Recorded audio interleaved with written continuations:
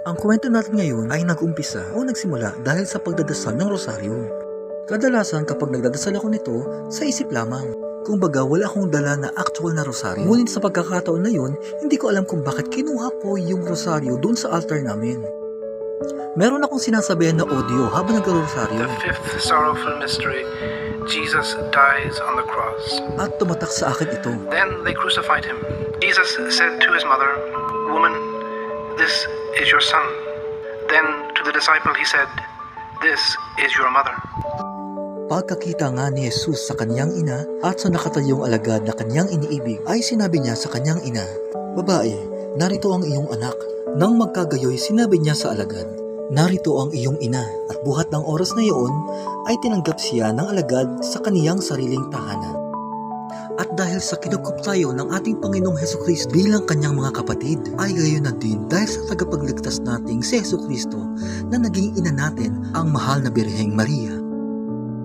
At sa saktong pagkakataon naman, nung araw na nagdala ako ng isang rosaryo, ay meron din akong dalang isang imahe ng ating Birheng Maria. Ito ay ang Our Lady of Guadalupe.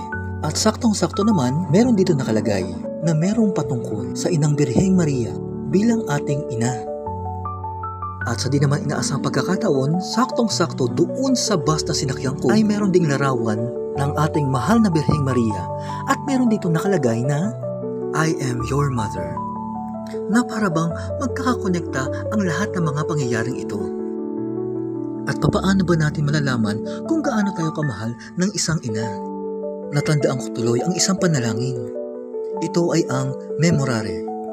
At ang sabi dito, "Remember, O most gracious Virgin Mary, that never was it known that anyone who fled to thy protection, implored thy help, or sought thy intercession was left unaided." Kinabukasan naman ay sumakay ulit ako ng isang bus. Meron ako nakitang isang paalala, pero meron kasi nakaharang doon sa gitna. Kaya ang sunod ko nabasa ay ang salitang Rosaryo. Yung bus kasi na yan ay dumadaan doon sa Rosario Pasig.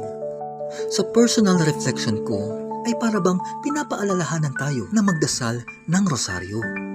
Ang pagdadasal ng rosaryo ay pagdinilay sa buhay ng ating mahal na Birheng Maria at ang buhay ng ating Panginoong Hesukristo. Ang pagdadasal nito ay nagbibigay din proteksyon sa atin. Ayon kay Father Gabriel, isang Vatican exorcist, "During an exorcism, Satan said to me, through the possessed person, each Ave Maria of the Rosary is a blow to my face. If Christians knew the power of the Rosary, it would be the end of me." Kaya hinihikayat ko ang sinuman ang nakapanood nito na magdasal ng rosaryo. At tandaan din natin